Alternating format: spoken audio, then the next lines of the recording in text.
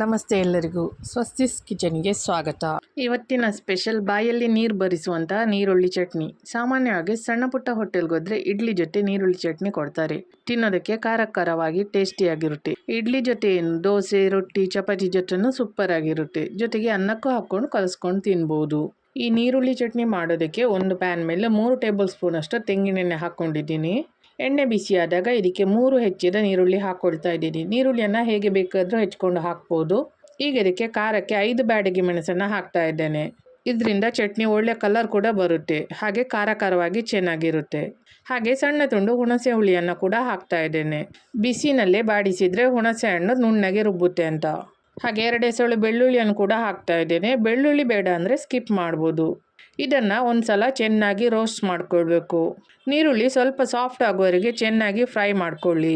ನೀರುಳ್ಳಿ ಈಗ ಚೆನ್ನಾಗಿ ರೋಸ್ಟ್ ಆಗಿದೆ. ಈಗ ಇದಕ್ಕೆ ರುಚಿಗೆ ತಕ್ಕಷ್ಟು ಉಪ್ಪನ್ನು ಸೇರಿಸ್ಕೊಳ್ತಾ ಇದ್ದೇನೆ. ಈಗ ಇದನ್ನು ಒಂದ್ಸಲ ಚೆನ್ನಾಗಿ ಮಿಕ್ಸ್ ಮಾಡಿಕೊಂಡು ಫ್ಲೇಮನ್ನು ಆಫ್ ಮಾಡ್ಕೊಳ್ತಾ ಇದ್ದೇನೆ.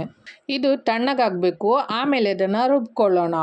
ಅಕಸ್ಮಾತ್ ಫ್ರೈ ಮಾಡಲಿಕ್ಕೂ ಟೈಮ್ ಇಲ್ಲ ಅಂತಂದರೆ ಈ ಎಲ್ಲ ಸಾಮಗ್ರಿನ ಡೈರೆಕ್ಟಾಗಿ ಮಿಕ್ಸಿಗೆ ಹಾಕ್ಕೊಂಡು ನುಣ್ಣಗೆ ರುಬ್ಕೊಂಡು ಒಂದು ಸ್ಟ್ರಾಂಗ್ ಆಗಿ ಒಗ್ಗರಣೆ ಕೊಟ್ಟರಾಯಿತು. ಈಗ ಮಸಾಲೆ ಎಲ್ಲ ತಣ್ಣಗಾಗಿದೆ. ಈಗ ಇದನ್ನು ಮಿಕ್ಸಿಗೆ ಹಾಕ್ಕೊಳ್ಳೋಣ. ಹಾಗೆ ರುಬ್ಲಿಕ್ಕೆ ಸ್ವಲ್ಪ ನೀರು ಹಾಕ್ಕೊಳ್ತಾ ಇದ್ದೇನೆ. ಈ ಚಟ್ನಿಯನ್ನು ಸ್ವಲ್ಪ ಗಟ್ಟಿಯಾಗಿ ರುಬ್ಬಿಕೊಳ್ಬೇಕು. ಈಗ ಇದನ್ನು ನುಣ್ಣಗೆ ರುಬ್ಬಿಕೊಳ್ತಾ ಇದ್ದೇನೆ. ಇದಿಷ್ಟು ನುಣ್ಣಗೆ ರುಬ್ಬಿದ್ರೆ ಸಾಕು. ಈಗ ಇದನ್ನು ಒಂದು ಬೌಲಿಗೆ ಹಾಕ್ಕೊಳ್ತಾ ಇದ್ದೀನಿ. ಈಗ ಇದಕ್ಕೊಂದು ಒಗ್ಗರಣೆ ಕೊಡುವ. ಒಂದು ಪ್ಯಾನಿಗೆ 1 ಟೇಬಲ್ ಸ್ಪೂನಷ್ಟು ತೆಂಗಿನ ಎಣ್ಣೆನ ಹಾಕ್ತಾ ಇದ್ದೇನೆ. ಎಣ್ಣೆ ಬಿಸಿಯಾದಾಗ ಅದಕ್ಕೆ ಅರ್ಧ ಟೀ ಸ್ಪೂನಷ್ಟು ಸಾಸಿವೆ, ಹಾಗೆ ಅರ್ಧ ಟೀ ಸ್ಪೂನಷ್ಟು ಉದ್ದಿನ ಬೇಳೆ ಹಾಕ್ತಾ ಇದ್ದೇನೆ. ಕೊನೆಗೆ ಸ್ವಲ್ಪ ಕರಿಬೇವಿನ ಎಲೆ ಕೂಡ ಹಾಕ್ತಾ ಇದ್ದೇನೆ. ಈಗ ಈ ಒಗ್ಗರಣೆನ ರುಬ್ಬಿದ ಚಟ್ನಿಗೆ ಹಾಕಿ ಒಂದ್ಸಲ ಚೆನ್ನಾಗಿ ಮಿಕ್ಸ್ ಮಾಡ್ಕೊಳ್ಳಿ. ಯಾವಾಗಲೂ ತೆಂಗಿನಕಾಯಿ ಚಟ್ನಿ ಸಾಂಬಾರು ತಿಂದು ಬೇಜಾರಾದಾಗ ಈ ರೀತಿ ವಿಭಿನ್ನವಾಗಿ ನೀರುಳ್ಳಿಯಲ್ಲಿ ಖಾರವಾಗಿ ಚಟ್ನಿ ಮಾಡಿ ತಿಂದರೆ ಸಖತ್ತಾಗಿರುತ್ತೆ. ಈ ಚಟ್ನಿನ 2 ರಿಂದ 3 ದಿನ ಫ್ರಿಜ್ಜಲ್ಲಿಟ್ಟು ಯೂಸ್ ಮಾಡ್ಬೋದು. ತುಂಬಾ ಫ್ರೆಶ್ ಆಗಿರುತ್ತೆ. ತೆಂಗಿನಕಾಯಿ ಉಪಯೋಗಿಸಲಿಲ್ಲಲ್ವಾ, ಆದ್ದರಿಂದ ಇದು ಕೆಟ್ಟೋಗೋ ಚಾನ್ಸೇ ಇಲ್ಲ. ಇದನ್ನು ಇಡ್ಲಿ ಜೊತೆ, ದೋಸೆ ಜೊತೆ, ರೊಟ್ಟಿ ಜೊತೆ, ಚಪಾತಿ ಜೊತೆ, ಹಾಗೆಯೇ ಬಿಳಿ ಅನ್ನಕ್ಕೆ ಹಾಕ್ಕೊಂಡು ತಿಂತಿದ್ರೆ ತುಂಬ ಟೇಸ್ಟಿಯಾಗಿರುತ್ತೆ.